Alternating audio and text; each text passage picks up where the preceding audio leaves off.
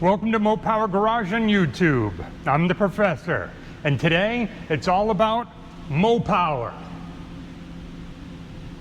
Here we go.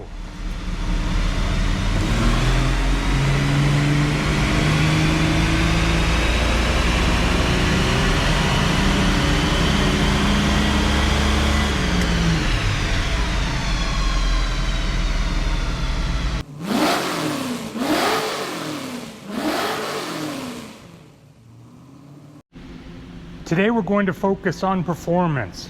We're going to get the optimized base timing, adjust our centrifugal timing accordingly to get our best horsepower and torque numbers.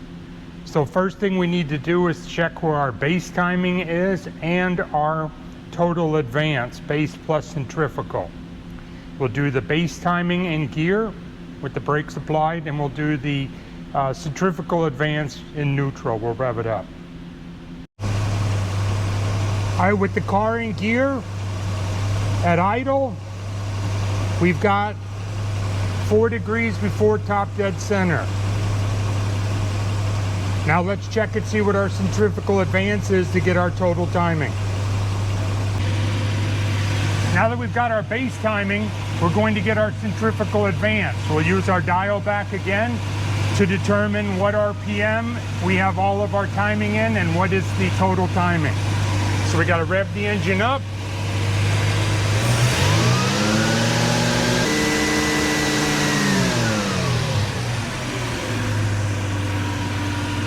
So we have 28 degrees at 3,900 RPM. So what we had was 4 degrees initial.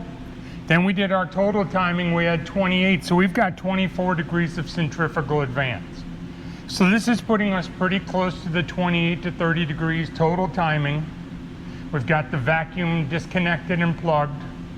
So we're pretty close to where we need to be. Let's see what kind of horsepower and torque numbers we get. Then we're going to start making some adjustments to see if we can increase the torque and the horsepower. The first thing we want to do is set our weather station. So we're going to look at our parameters. I have a tool here, I'll look up the numbers. So we've got a weather correction factor down here of 1.057. Now we'll go over and set up for our test. We want to do a power curve. We've got the dart in here, it's all set up for the 67 dart. We're going to run 2,500 to 4,200 RPM. Got in all the information provided from Mustang, and let's see what this thing will do.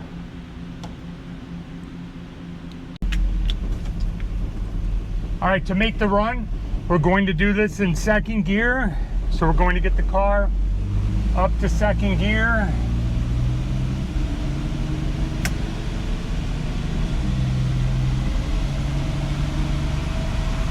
And around 2,000, we're going to put it to the wood and hold on. Here we go.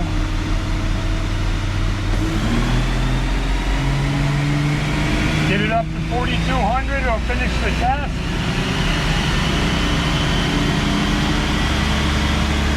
Test completed. Put it into neutral. Let it coast down. We just completed our run. We went from 2,500 to 4,200. This was our torque up here. Peaked up right about here. Then it dropped off. Our horsepower peaked in this area and was already starting to drop. That's why we don't spin this slant 6 to unbelievable RPMs. It just can't flow the air. So we had a peak torque of 138.5 at the rear wheels, and that was right around 3,150 RPM, and our peak horsepower was 91.2, and that was right out here at 3,800 RPM. So we've got a nice peak number, nice average horsepower is over here, 132 and 81. So what we're going to do is do a backup run and make sure these two are both valid runs. This is going to be our backup run. We're hoping to be within 1% on the peak torque and peak horsepower numbers as the previous run. 2,500 to 4,200 RPM in second gear. Here we go.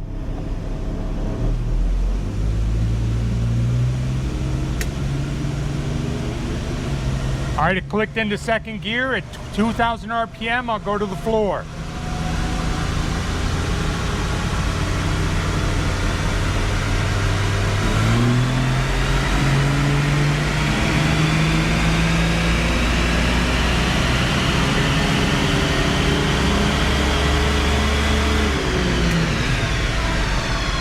All right, push it up into neutral, let it coast down. We'll shut it off and we'll go get our numbers. We'll also check and see how many seconds that run was. I like it to be somewhere over 6 to 8, maybe 10 seconds, no more than 10. That becomes a stress test. Anything under 6 really isn't a valid test either. It's just a torque converter flash often. So let's go check our numbers. There's our two runs laid over top of each other. And you can see the red, if you can see red. Red was the second run, or the one I just did, and green was the first run. And if you look at our numbers, our peak, we were 138.4, 138.5 on torque, we're within 1% peak. We were 91.9 on that last run and 91.2 on the run before, again within 1%. That's our peak numbers. And then our average, 132.8, 132.3 for torque, 81.7 and 81.5 for horsepower. So our numbers are very accurate. So that is a good valid baseline. Normally we do a third run, but you get the idea. While we're here, let's look and see how long that took to run. Let's see here. By time, those runs were about 8.9 seconds long. So right in my window of 6 to 8 to 10 second window. That's good. Anything over 10 becomes a stress test. Anything under is just useless. Under 6 seconds is useless. We've got our vacuum gauge hooked up to our 1920 Holley carburetor, and we've got about 14 inches of vacuum. Pretty low. So we're going to increase the ignition initial timing 2 degrees, see if the vacuum goes up. And we're going to continue doing this until we peak, and that will be where we set our initial from then on. All right, so we loosened the distributor hold down. We loosened it, and then we turned the distributor, and we then read after 2 degrees of increase. We read, made sure our RPM was the same, checking it here. Made sure RPM was correct, we checked, we saw the vacuum went up, we adjusted again and again and again. We did this over and over and over until we got the highest vacuum reading that we could get. And it turns out at 11 degrees before top dead center is where we had our highest vacuum reading, between 16 and 17 in gear at idle. So we're going to lock it in on 11, but now we're going to have a problem with our centrifugal advance. If you recall our baseline, we had 4 degrees of initial or base timing. The factory called for 5, so we were pretty close. Our centrifugal advance came in and our total timing was 28 degrees, and we were looking for 28 to 30 approximately. 28 degrees before top dead center. Our centrifugal advance was 24. We moved to our new highest vacuum numbers, and that gave us an 11 degree base timing. But our centrifugal was still 24, which now gave us 35 degrees. Way too much. We need to reduce this by 5 to 7 degrees, so we need to shorten this. And if you watched one of my previous videos on how to get your ignition timing curve established, that's what we're doing off camera to the car, and we'll have it back and ready in just a few minutes. All right, so we took the distributor apart, we pulled it out of the dart, took it all apart. We didn't change the springs, the advance weight springs, we just changed the amount of advance. And we used the FBO plate, which I'll have a link in the descriptions below and a photo of the FBO plate that we installed to limit the advance.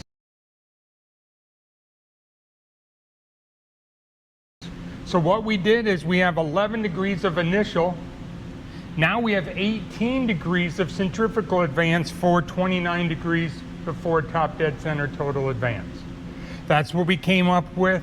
Let's see how it works.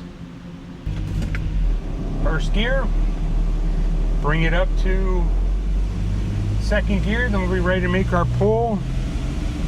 Clicked into second, it shifted. 2,000 RPM, we're going to put it to the wood.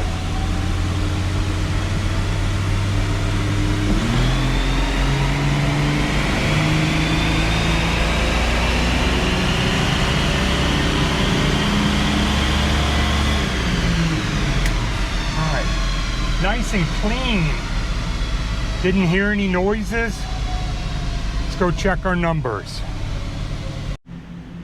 So here's our run with our 11 degrees and 29 degrees total.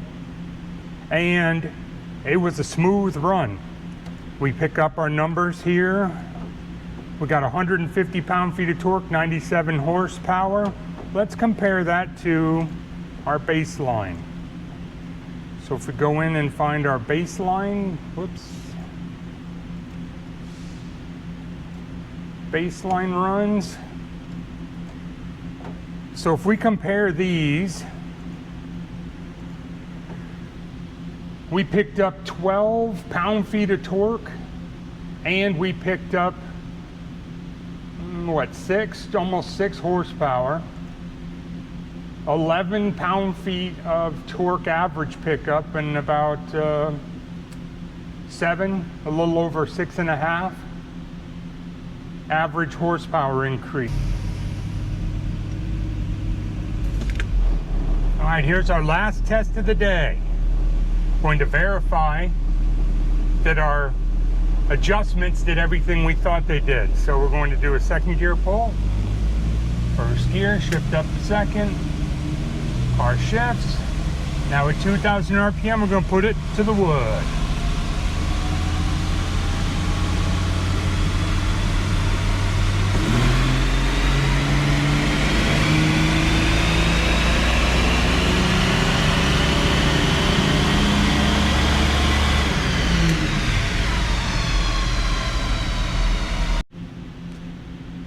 All right, there's a run. Might have gotten on it a little bit early here. Let's see how it does compare to the run we just did, the previous run.